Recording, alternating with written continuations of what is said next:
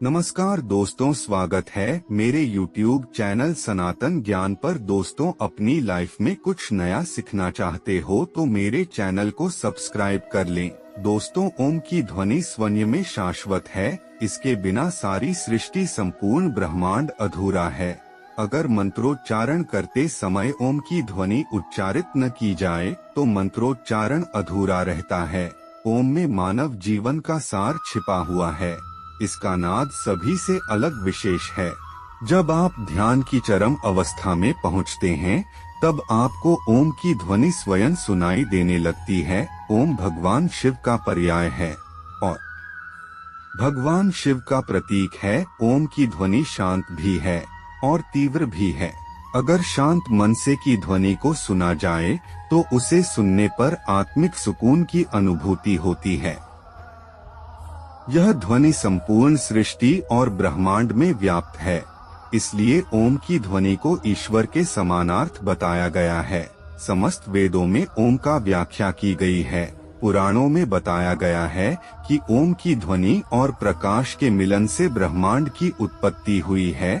आज भी यह ध्वनि निरंतर रूप से जारी है। पूरे ब्रह्मांड में कंपन, ध्वनि और प्रकाश ही मौजूद है।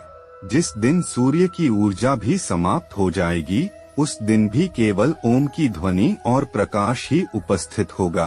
ओम का उच्चारण 3 ध्वनियों से मिलकर बना है। इनका अर्थ वेदों में भी बताया गया है। ओम अ उम इन 3 शब्दों से मिलकर बना है। यह तीनों अक्षर तीनों देवों से संबंधित हैं। अ आकार, उ ओंकार और म मकार है। अ ब्रह्मा का बोध कराने वाला है तो वहीं उपालनकर्ता श्री हरि विष्णु का वाचक है। म रुद्र यानी शिव का वाचक है। ओम का उच्चारण करते समय अ की ध्वनि का त्याग हृदय में, उ की ध्वनि का त्याग कंठ में और म की ध्वनि का त्याग तालुमध्य में किया जाता है। ओम का महत्व शब्दों में नहीं पिरोया जा सकता है, केवल इसकी अनुभूति की जा सकती है। ओ, उ और म 3 अक्षरों से बने ओम की अपार महिमा है। इसके उच्चारण से नाभि, हृदय और आज्ञा चक्र जागृत हो जाता है। यह तीनों देवों ब्रह्मा, विष्णु, महेश के साथ तीनों लोकों का भी प्रतीक है। शास्त्रों में ओम की ध्वनि के शतम अर्थात 100 से भी अधिक अर्थ बताए गए हैं। ओम का उच्चारण मोक्ष की ओर ले जा सकता है। यह एकाक्षर मंत्र है। ओम ही महामंत्र है। यह अनादि और अनंत तथा निर्वाण मोक्ष सभी का प्रतीक है। कैवल्य ज्ञान अर्थात ब्रह्म ज्ञान या आत्म ज्ञान की चरम अवस्था में पहुंचना, यही चरम अवस्था योग की होती है।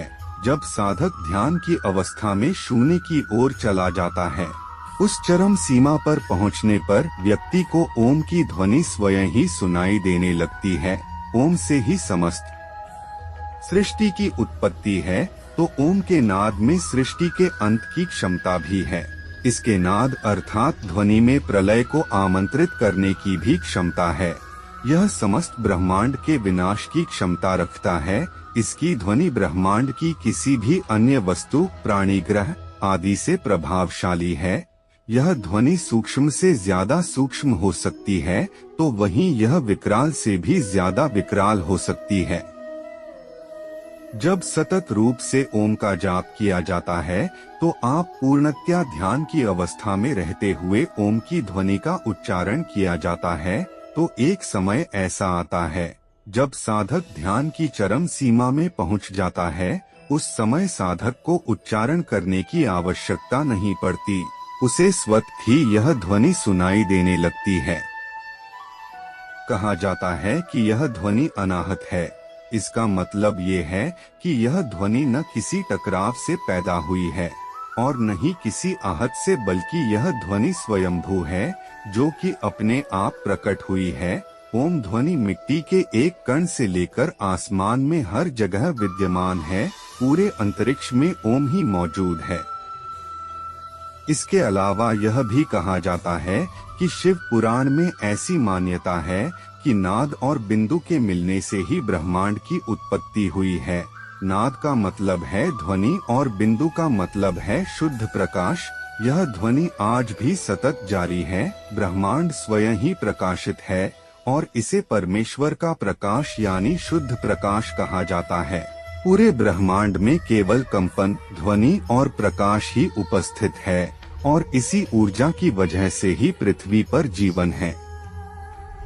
ओम ध्वनि को लेकर यह भी कहा जाता है कि इस ध्वनि में इतनी शक्ति है कि यह ब्रह्मांड के किसी भी ग्रह फोड़ने या इस संपूर्ण ब्रह्मांड को नष्ट करने की क्षमता रखता है। यह ध्वनि सूक्ष्म से भी सूक्ष्म और विराट से भी विराट होने की क्षमता रखती है। ओम के उच्चारण को लेकर यह भी कहा जाता है कि अगर आप एकांत में बैठकर कुछ समय तक ओम का उच्चारण करते हैं और फिर इस उच्चारण को रोक देते हैं, तो भी यह आपके मन, मस्तिष्क और शरीर के भीतर इस ध्वनि का उच्चारण होता रहता है। इस ध्वनि को सुनने के लिए बस आपको एकाग्र होने की जरूरत है।